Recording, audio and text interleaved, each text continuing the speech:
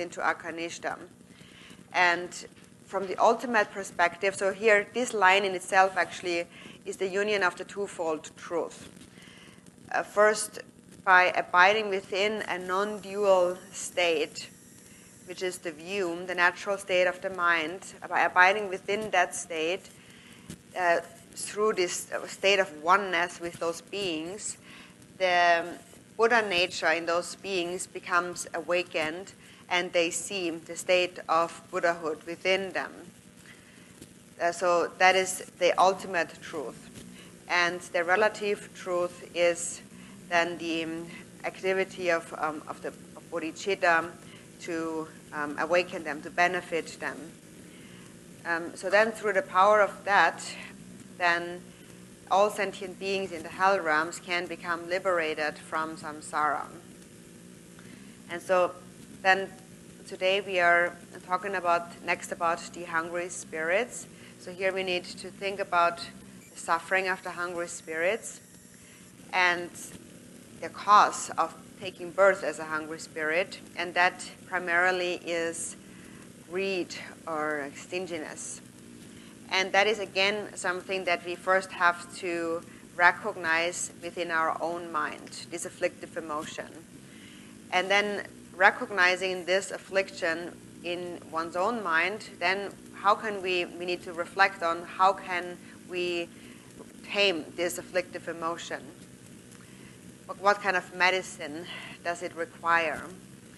It is that the antidote to greed or holding back, being stingy, is being generous. Just having a wish to give. That is making offerings to higher beings and being generous to sentient beings.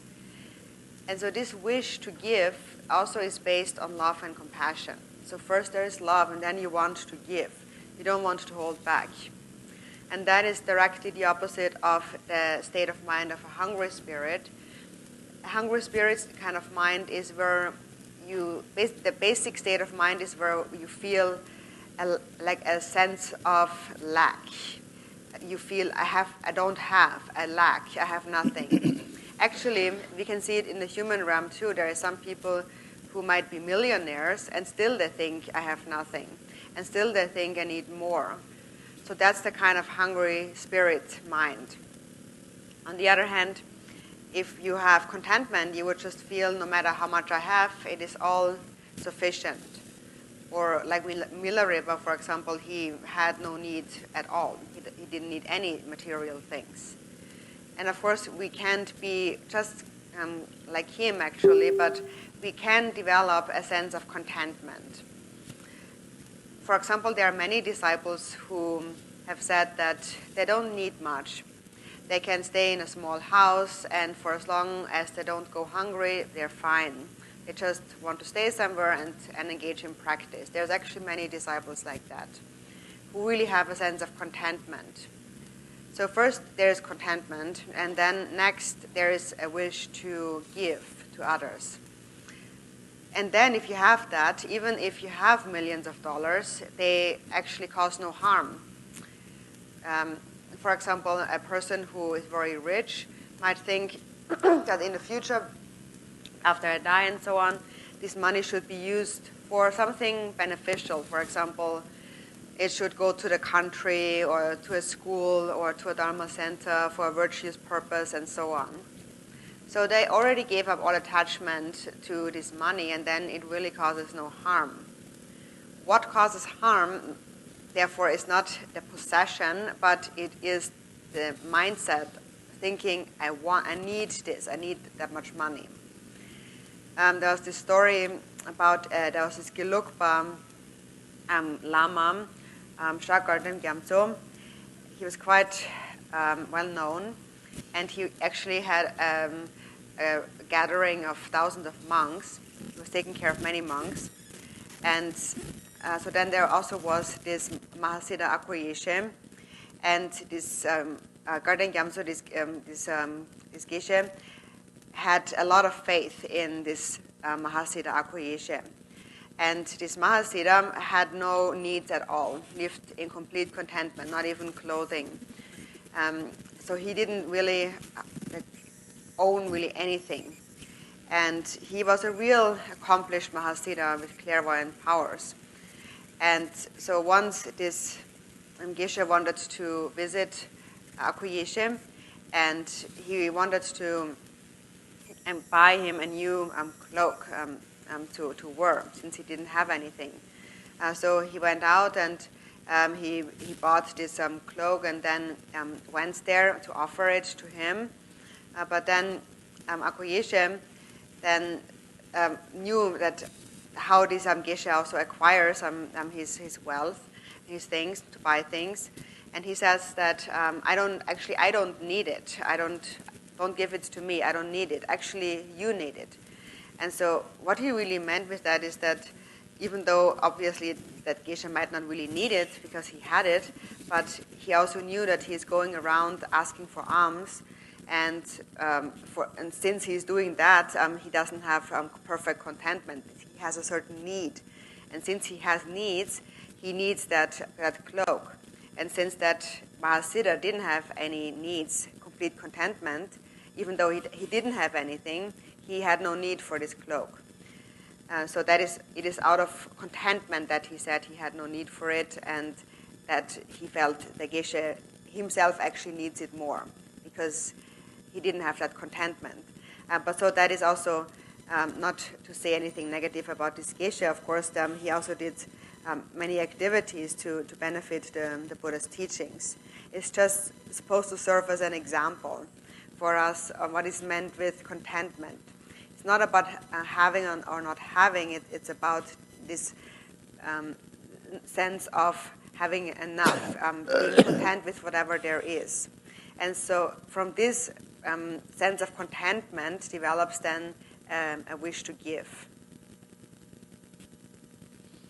그러다가 이 설나시바디 설나들이 다니게 왔지 저티에서 보고 송을 준비 계획 사발하고 예 아또 냐와디 세상거라서 코르지 세상거라지 데레 다다 들어서는 거를 들어올더니 아니면 쪽디 라서 코토를 당 열이 빼나 저러고는 덕바라다 독들 데라서봐 또 속차 차오를 가라나 독도니 대탑이 세상을 차도를 하서 이제 매연이 같아도 지리지는 생창들이 라지 무슨이 마삼지도 봤다는 대탑이 세상 차도를 하서 덕바라다 독들 데라서봐 이 저도이나 가시는 다 속도를 게임이 보죠 지고 이거 좀 망보냐데 데이터봐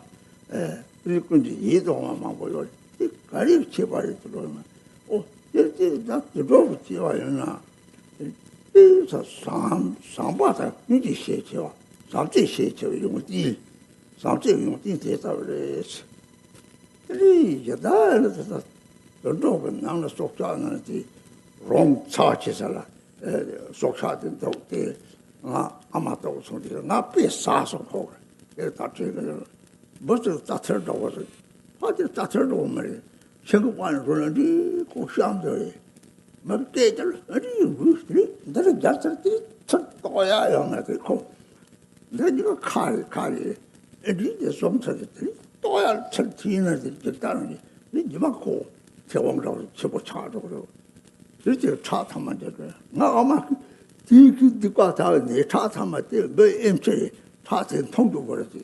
가서 그래서 시에 타지. 버텨도 다 뒤에 속 차지. 파통 전에 고set 동사. 여말 거. 이거도 고 강선 태우려고 차. 이거 더 감시로 살이 빼나.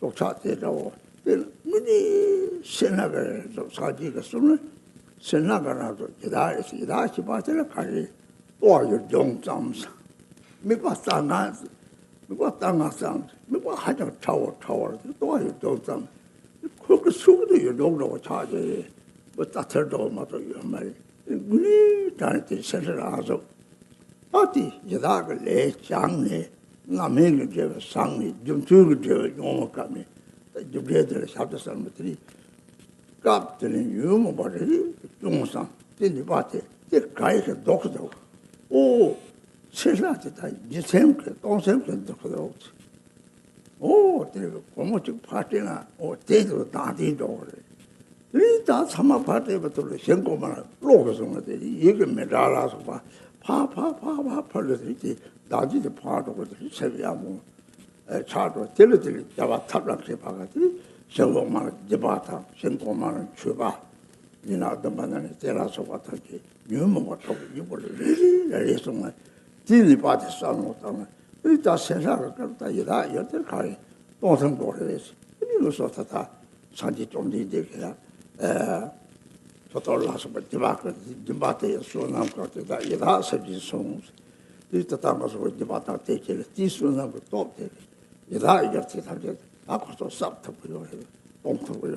이때다에 이다 열을 덮쳤던 때리지 오sem들한테 내려지는 때리 덮쳤던 강호지다가 세나가 동해 있고 인제월 살못당 라주를 세나요가 라주를 세나지 동생께 다들 오 생글 배나 무슨 요같이 보면 매래야 라는 그처럼 타하라 찾아줄 때 수는 화장실이 인성 사기 강리 잘못하면 오 라는 남지 진리 좀 봐도야요 말랑 카스다 맞아요 말이지 어디다도 많이 싸움들이 그래 많이 마사를 내두고요 말이야 아 타가들 그처럼 오 고조선 그 나와리 고조선을 나도 고조선이 사들이 양나들 저담에도 올라서 뭐 주바면 남도 고조선 그 인선이 생부터 나디메가 차들 득차에 비슷했다왜 나디니 뭐 생이 뭐 주바는 봐 대다가 수행남자 동생들이 다 고조 이다라 어디 고시 주라지 저고 사람들 매와 대 파신지 동 똥들 벨라 상티께서 봐 너도 상티께서 상티로 동생이 요래 제세변이 요래 가리나 상티를 바로도 스마트 마찬가지 찍다고 말이 데리트 상축선도를 못 해서 이까네 뉴모가리 된제와지 초와 봐 이 동네 저선 교육으로 싸우다 이 새로 좋았지 그래 지금 사과들랑 이거 뉴모가 뭐지 저거 그래 뉴모 때리지 이 레가티 레버티 양타양도 싸우다 되지는 이때 바로 봐대지 피 세트고요 법체 좋은 거래 소속들이 아주 그병 얘긴 좋고요 이 하장 같이 버리 다기다가 걸어서 양태한테 다가 당해서 설자를 해와 설자기 중상 이제 이래서들이 아주 그 편이 사촉서분이 봐 이걸로 싸우던 대체들이 다다다 양들이 공상권하기들이 나걸 잡아봐봐라기들이 나한테 또요 이 다다 매사지 로서 매와 다 차송상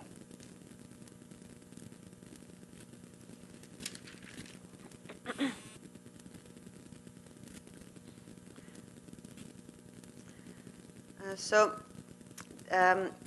greed, or this lack of contentment, is connected to the state of a hungry spirit. And Lord Chikden Sumgön had said, cause and effect is the momentary manifestation of one's inner thought, one's inner mind, state of mind. So hell is the natural manifestation of hatred. And now when we are reflecting on the animal realm next, actually even within just the animal realm, we can see representations and manifestations of all of the 6 afflictive emotions. For example, there are some animals like scorpions or poisonous snakes that are very threatening and terrifying. Or there is some like bacteria that poison our food and so on, very small animals.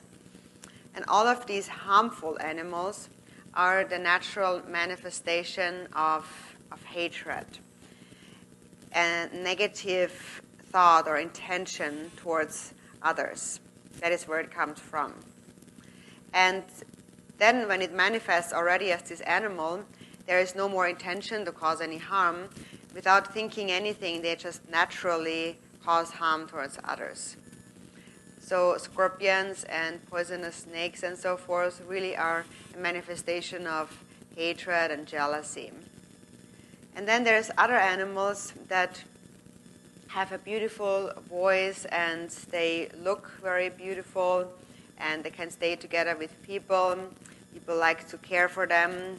They're very, very nice animals that people like to be around. And that is because these beings have developed some degree of love and compassion. That is the quality of love. So even in the animal realm, we can see a diversity for this reason. For example, when I was young, there's this bug, this animal. It's like a centipede or like a leash. Has a lot of legs and then two kind of claws in front. And actually, so it latches onto you. It's very small to begin with, just like a little piece of hair, but it latches onto your body, and then it drinks your blood. And Rinpoche said his mother actually said that it's almost like a good thing. These bugs are like medicine. They take out your blood, which is a good thing. But actually, there's also didn't really actually believe that. So anyways, there's this tiny little thing, and then it latched onto the body, and it keeps drinking the blood, and it grows bigger and bigger, and you can't take it off at all. It's completely it sticks to your body with all its legs and claws, and sucks your blood until it's about a thumbtron, like an inch size. So it fills up with blood, and in the end, it falls off on its own. So once it's full with blood, then it dies. And when it dies, it falls off your skin. So that's actually really an example of like a hungry spirit. That's really like a hungry spirit. Thinking that they need this and they suck and drink and then they just die from that. So hungry spirit is a manifestation of this kind of state of mind. And so here, when we are visualizing here, coming back to the hungry spirit realm, that we are sprinkling nectar onto the hungry spirit realm, and then their stinginess and their greed and so forth becomes purified. So first, the result of full maturation, the actual birth of a hungry spirit becomes completely purified. That's what we visualize. And then there is the result corresponding to the cause. And so once we think about the suffering of the actual hungry spirits, then next we have to think about the afflictive emotion that corresponds to that. And we have to find it within our own mind stream. So for example, if you even if you have just $1, for example, and you give it away, then just naturally there's this sense of going away. So you're giving up, even if it is not much, even if you can't afford that much. But the antidote to this holding on is basically giving away. And even if you can't afford much, you can just think that I'm offering a mind mandala to the 3 jewels, everything that exists. So every time you develop this sense of giving away, self-grasping, of attachment, this greed diminishes. And that was a skillful means provided by the Buddha. And for this reason, there are practices like the 7 branches where we make offerings to the 3 jewels, the higher beings, and the 6 paramitas where we are generous towards sentient beings. So all of these practices are an antidote to the 6 afflictive emotions. And so the antidote to stinginess, which is the cause of birth as a hungry spirit, is a generous mind that wants to give away. And so then, so here you visualize then that you're sprinkling this nectar upon the hungry spirits, and the hungry spirit realm becomes completely emptied. And this sprinkling of nectar, that has the nature of your generous mind that wants to give away. So first you think about the suffering of those beings. Then next, you think about the affliction that causes that, and how it is within your own mind, and what it leads to, the result it leads to. So here it is stinginess or greed. And then next you think about the antidote, which here is a generous mind, wanting to give away. And then even if you don't have much, you can still practice giving away. For example, in your home, if you have a statue that is the size of just a thumb joint, for example, or you have a tanka the size of an arm's length only, a very small representation of the Buddha, it is a very good, skillful method actually to release your attachment, because you would then think that everything I own actually belongs to this Buddha. I really do not own anything. All I really need is to make a living, and that is it. But everything else belongs to this Buddha. And then you will not have any attachment. You will just be able to live this kind of simple life. And even though the statue is just very small, still you feel that everything belongs to it, your house and so forth. So in this way you're making offerings. For example, even if you have no material offerings, you offer some water, or you offer a flower to that representation. You offer this flower, and then you think everything I own belongs to you. So then basically you have no attachment to whatever you own. And that fulfills the purpose. That is all that is necessary, really. And so here in the hungry spirit visualization, when we purify the hungry spirits, what we really purify is their craving minds, thinking I want. And instead think that within their minds, a mind of love arises. And then from that, patience and generosity and so forth arise. Actually, all of these qualities come from love. The 6 paramitas all arise really from love. And that is why, because it's the basis of everything, that is why we refer to it as the precious bodhicitta. So as we go through this visualization, you have to, while you recite these lines, bring to mind the corresponding afflictive emotion. So a real feeling arises within you. You recognize that afflictive emotion and then its consequences, the suffering that it creates. So you reflect in this way and then think that the afflictive emotion of all these beings becomes purified. So when you recognize your own afflictive emotion, then you see there is this afflictive emotion, and this is what it does if I allow it to remain. And if it does that, then this will be the result. So you keep thinking in this way over and over again. And the benefit that is generated through such contemplation really depends on the power of your own mind, the strength of your concentration on that. And this is what purifies the obscurations of yourself and those beings. So when you come to this point of the hungry spirits, you think about the suffering of the hungry spirits first. Then you think about what causes that. It is greed and stinginess. And then you think what benefits that? What can we do about it? So that is a wish to give. So then you cultivate bodhicitta and a wish to give. And then you sprinkle the nectar, which showers down, falls down like rainfall, and then permeates them. And then think that this nectar then has cleared away their sense of impoverishment, their feeling of lack. So these are the stages of reflection. Dikabitini owa yung jinsa tabak ni met. Dikola yata yang da samok tang ne onsem chebo 용도 동성 대모와 되고래 인접하게 님의 강을 타다 대 가시는 때문에 되더라 강과다 배사 배마고 요래 요가 되들이 라그 다도 종들이 망고라고 보통 초마 남의 참치 체대산 다지 약하도 로라야 강상 맞아 라그 남미 체대산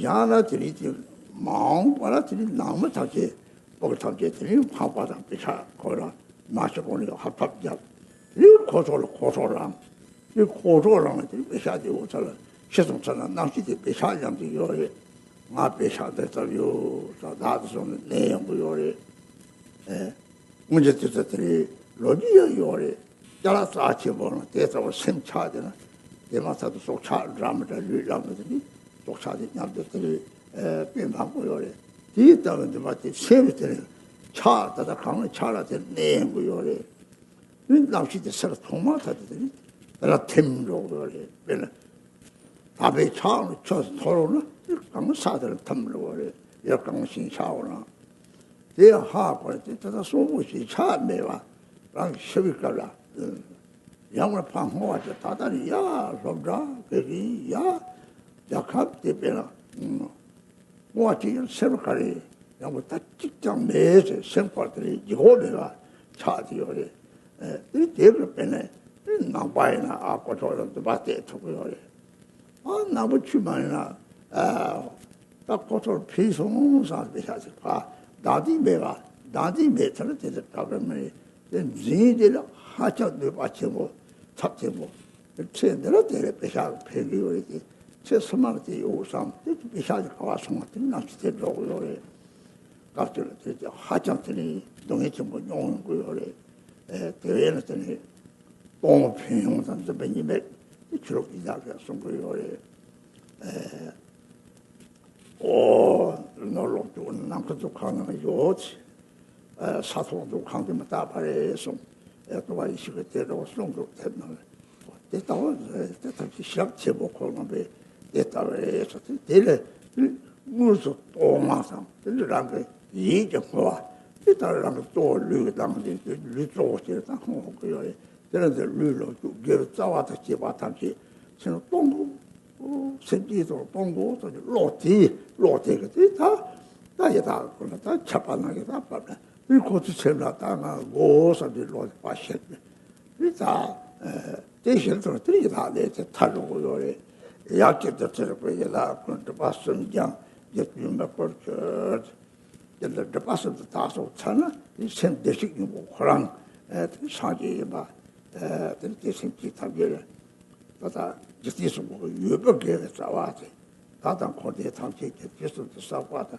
유벽에 싸와가리 심기 당기를 일을 대식 뭐 생대 용리 대식 뭐 요죠 대요가 될때 다다 이다가 추지 이제 또 없은 거 추지 이제 또 없은 가까이 여타게 동지 말이 오 다다 미술가 샘디 우리 사지에 저 요리 남과 이미 요 말이 샘 고랑 샘이 얘네 사지잖아니 봐 대학고라 뒤등 때문에 jettima quella dire sacho 생겨나서 라지 대도 차는 오래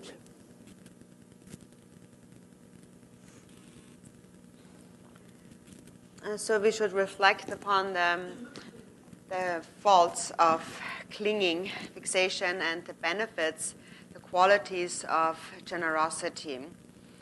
And so we have to develop a very strong wish to give away, a strong sense of generosity. Some people some people are very wealthy in this life. They have a nice house and a lot of money. And they save all of that for their own family, for their children, their spouses, their family, for future times. But they're not really thinking about anything or anyone else. They're not thinking about things like other people in their country or schools and so forth. And then sometimes it happens that in some families that maybe they are wealthy in the future, then when the parents grow old, and before they pass away even sometimes, the children already begin to argue and fight about the house and about the money and who gets what. And they get very angry at each other, and that also makes the parents angry. And then after the parents have died, then there are actually many stories about how the consciousness is still attached to their wealth, and then it goes there. For example, the money, it stays with the money. There is this sense of, I have all this money, and that is this fixation, the attachment to the money. And then the mind stays there, the consciousness stays there. There are many stories about that, where people were attached to various objects that they found very precious, and the moment they have passed away, instantly their consciousness would be born next to that object of attachment. So whatever one is attached to, it is said that this is where the consciousness will stay. This is where it will go. And then the moment one dies, the moment the consciousness leaves the body, instantly it will dissolve into that object of attachment. When one dies, it is like a cup that is breaking, a water cup that is breaking. And wherever it breaks, that is where the water will fall down and then dissolve into the ground. So before that happens, before we die, it is good to reflect upon that and think that when I die, everything I have, I give it away, either to the country or to a school. Basically, you end up with a mind that feels, I don't really own anything. And then your mind is really much lighter. For example, Buddhist practitioners would think that I'm offering to the three jewels. They only have the three jewels in mind. But even if you're not a Buddhist practitioner, you can just think that it should be of some kind of benefit to others. But the point is that as long as there is no clinging fixation or sense of ownership in your mind, then that is sufficient. Because what is causing all the harm here is the attachment. The attachment to those possessions is what causes a lot of harm. And now in this lifetime, if you're very wealthy, the money might be of some use, some benefit, but in future lifetimes, the attachment to that causes really a lot of harm, a lot of suffering, because the consciousness has a tendency and it will follow that attachment. And that leads to endless suffering in samsara. And that is why it is taught that we need to reflect on the faults of clinging attachment and the qualities of letting go and giving away. There is this Christian book that Rinpoche once saw, and there was this quote by Jesus in there.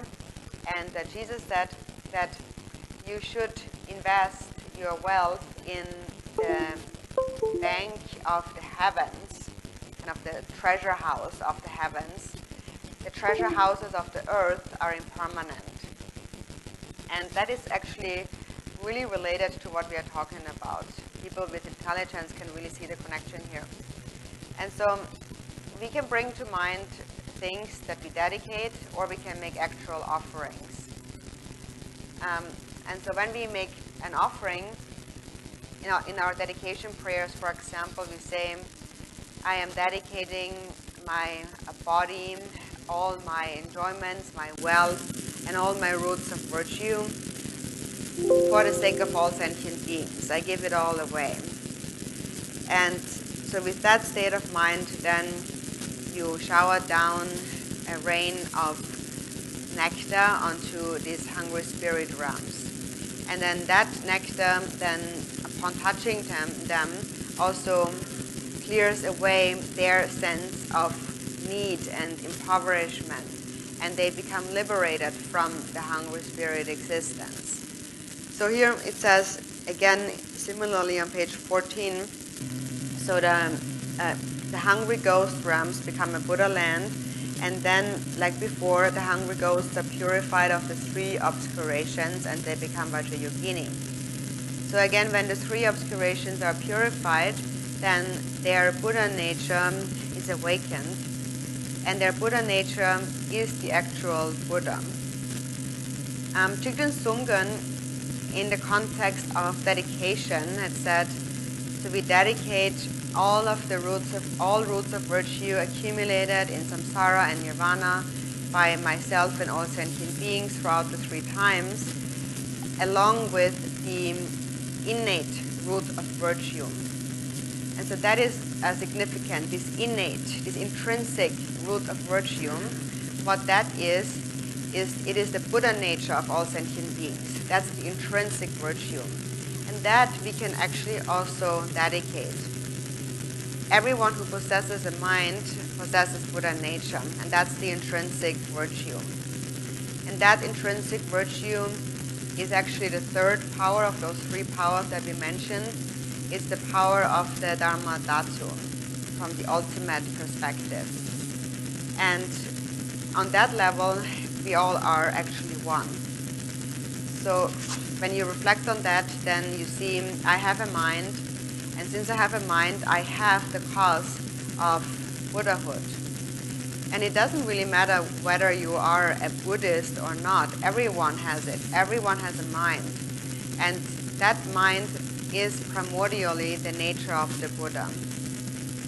And so when we develop bodhicitta, then out of that mind, this is where the deity arises. It is that the deity arising out of Buddha nature is a manifestation of bodhicitta.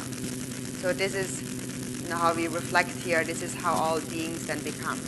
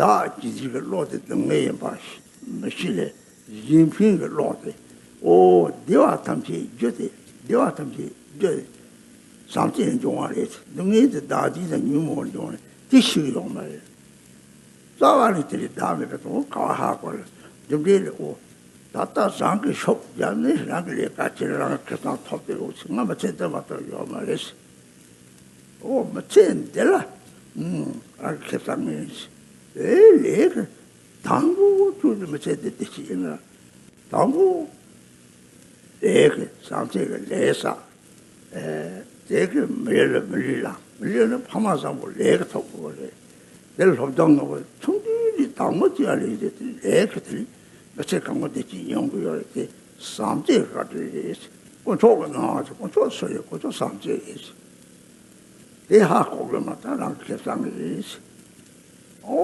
다 동네로 고도 연구하자 고도 책들 강터터서 며칠 되고 좀 뒤에서 메시네 다다 너나 대저 삼재에 맞대 하고 다다 계산이 있어 이 뒤집에 강 저들이 국경도 왔당락 세상이 세상나 차도를 해서 이러면 제대로 손한테 봐줘네 그래서 저도 쉬우면 이 마음을 다 커서 사양이 성성이 양꼬라자는 양짝이 내서 전민이 요래 내가 그렇게 알리지 싸웠더니 좀 비켜면 봐야 준비시나 아야야 미치 맞잖아요 오 내가 삼지 다음에 턱턱 들려줘 배송고 지나도 방고 핀다고 또 sab대다고 자고 선다 라왕 배배고는 참아 연구를 말이나 때때때다 사람이 잡고 모람지나 오 되게 다다를 대화 이제 삼대에 하고는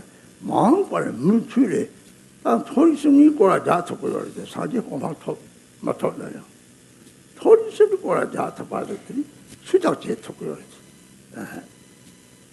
대타를 마시더니 딱 봤을 때 저도 집에 먹어서 저도 유명한데 다다 준비 짠 케이미와 집에 봐 대사들이 다 또 오지 않는 거 했어.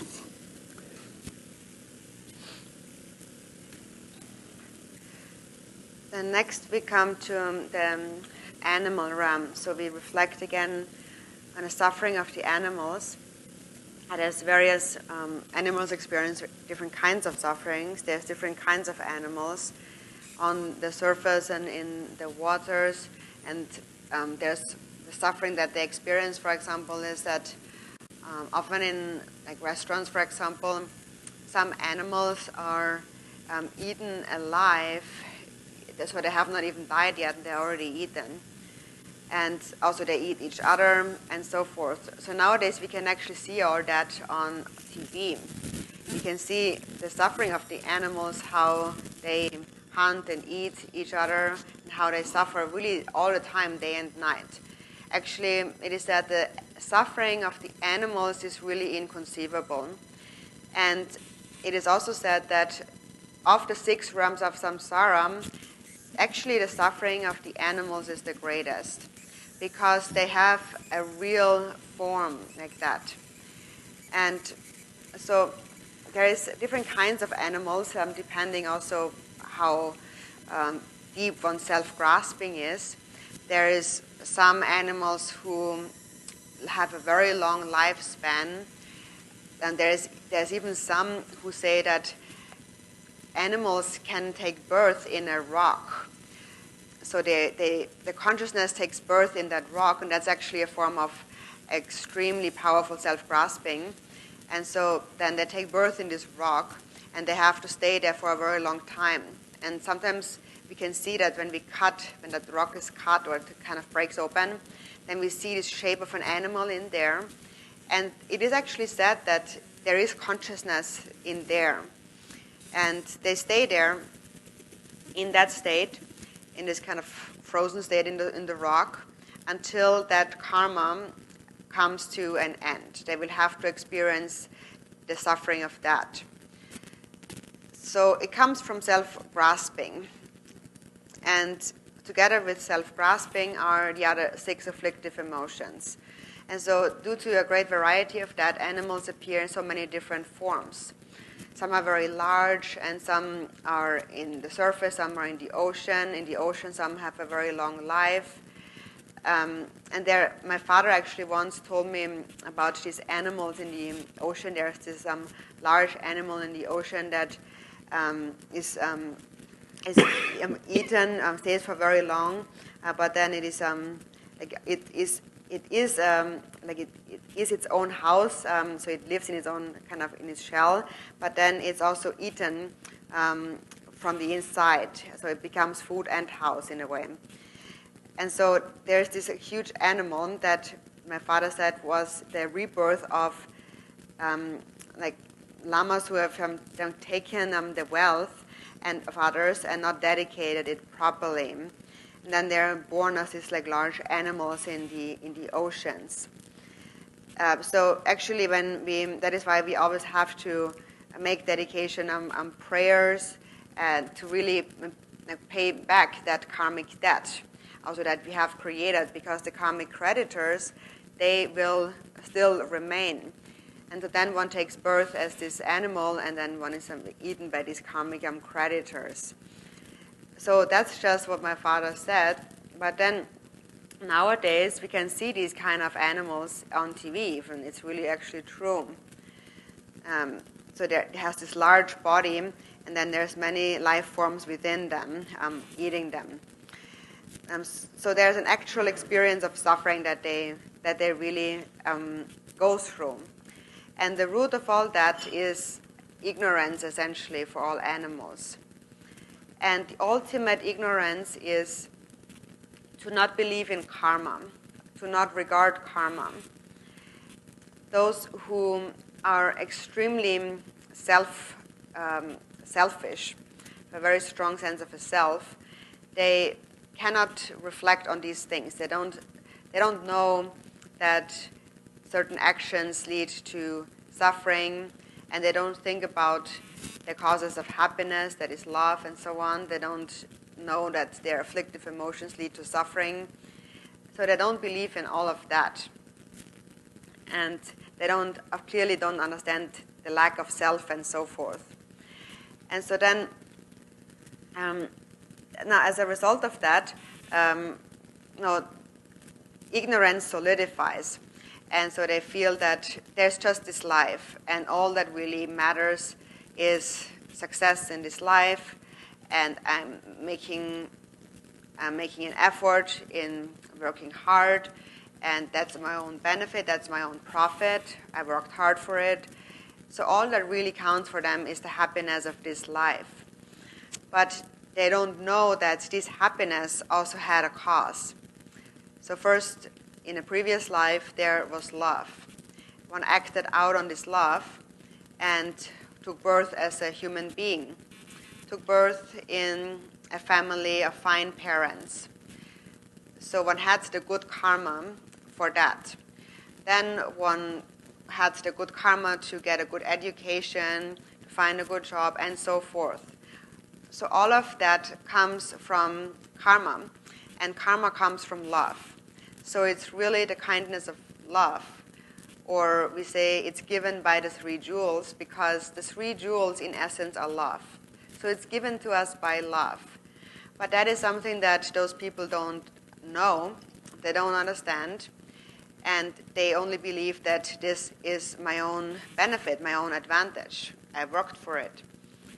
And so then when they encounter difficulties and when they suffer, then they walk over others and fight just to get their way and to be free from suffering, not understanding karma. If one really understands karma, one basically knows that the cause of happiness is love. And just knowing that, you will feel, I will do the best I can to benefit others, to observe karma.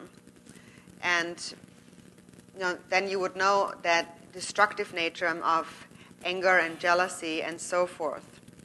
So if one continues to engage in negative actions, disregarding karma, enjoying the pleasures of this life, then eventually this merit will come to an end. So as this life comes to an end, then along with that, the merit of the happiness of this life comes to an end. And then we have not accumulated any further causes of merit. And because of that, as a result in the future, there is no other place to go than the lower realms. And then we wander endlessly in the 3 lower realms. Then this karma will ripen. So that is really the crucial point, the root cause of taking birth as an animal. It is the ignorance that does not believe in karma, does not accept that there is karma, cause and effect. If we know there is karma, we will make an effort. We know that the cause of happiness is love, so I will do the best I can to help others. I will not harm them to the best of my abilities. I will sustain love. And I take the refuge vow and so forth. Even if we can't do all the practices, but we can do just that. We can understand just that. If you only understand that the cause of happiness is love, then at the very least, in the future, you will take birth in the 3 higher realms, even if you do not attain enlightenment immediately. But at least you will not take birth in the lower realms. So the animal is a manifestation of ignorance. And that is ultimately mistrust, a disbelief in karma, cause and effect. So as a result of that, one takes birth as an animal.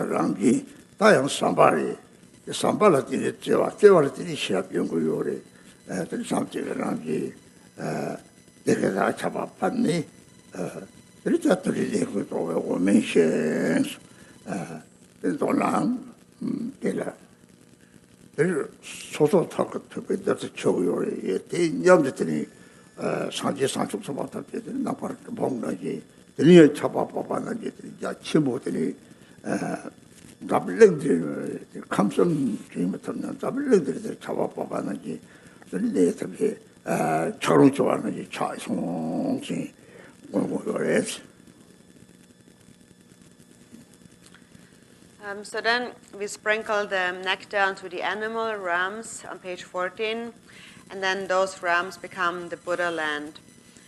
And again, the nectar, the ambrosia that we sprinkle has the nature of love.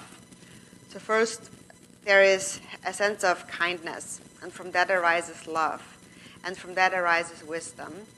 And then this nectar falls down like rain and permeates the animal realms, which then become a pure land. So you visualize that you are sprinkling this nectar on the animals, and also visualize that all the Buddhas and the Bodhisattvas abiding in space shower down vast streams of nectar that permeate the entire world. Ideally, the 3 realms of samsara, but if that is inconceivable, then at least the entire world. And think that the ice block of the mind of all beings is melting.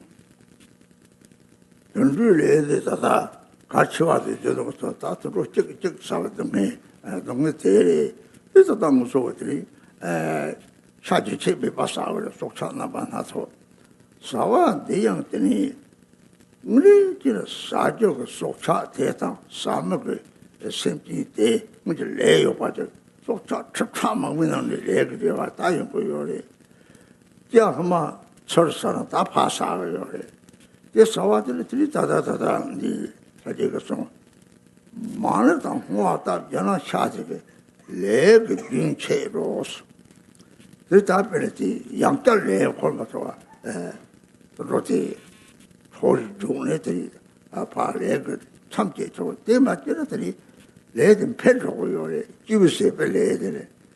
아타타양자 파적상. 그냥 약자 설사다. 다다 파스제 벨라. 로카제 속차가 직직 사고요. 예 사고지 납치지. 속차지 고호는 요래. 대참아 토글 전에들이 다다 마음벌 저 잡차 같이 요래 돔지. 되겠더니 아마들 계속 뒤로 싸도 그래. 책들도 많고 이 들속차를 배 돌아가는 배 순거리 다 이어들이 다 적적들이 싸싸요. 파스체 속차대. 내가 어떤 소 타를 머리들이 다 싸고 내리 다 들이 샤드 싸나 이쪽 밑에 만 차들 농농지나 이쪽 밑에 톱송 뒤따로 되는 거니 바로 샤사와 델라 페그 라진이가 내가 참지 그래서 여기 유체로 하자 가르쳐 버려서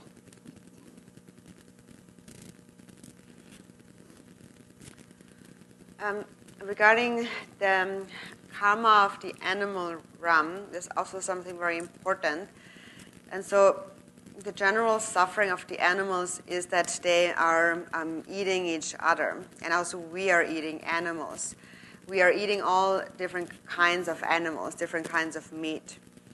And that coming together of the one who eats and then the meat is also due to a past karmic connection.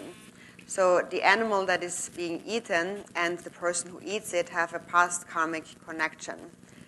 Because among hundreds and thousands of different animals you are eating this particular one because there is a karmic connection. And the karmic connection is such that in a previous life, the animal ate you. So you are that animal's karmic creditor. So now you are eating the animal, and so forth. So therefore, it is said that in the teachings that at the very least what we should do if we have to eat meat is to recite some mani mantra and do a dedication prayer for these animals. Because if we do that, then we can bring an end to this cycle of karma, of eating and being eaten and so forth. And also, through aspiration prayer, we can help that animal to take birth in the higher realms and not again in the animal realm. And in this way, karma will not proliferate. Otherwise, if we just eat meat, for example, then that karma will multiply, will proliferate. So we are eating that animal now, and in the future, it will eat us, and so forth. It's a cycle.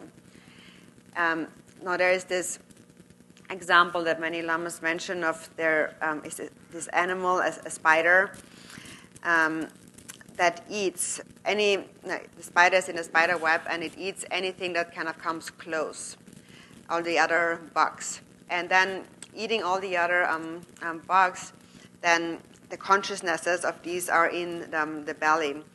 And then they actually grow into eggs, and then all these consciousnesses are in the belly, and when they open up, then in an instant, they again eat the mother right there. So it all happens in one life. So that is a kind of a close example where the spider just eats anything close by and then is eaten alive right there in that very life. For us, it is more distant kind of karma when we eat an animal. But still, there is a cycle. And so when you eat meat, therefore, it is said that at the very least, you should recite at least 7 mani mantras and make a prayer for that animal. And that will benefit yourself and also that animal. And also you will interrupt that cycle of karma, of eating and being eaten again and again. So it is thought that this is a very important point when it comes to eating meat. Yeah.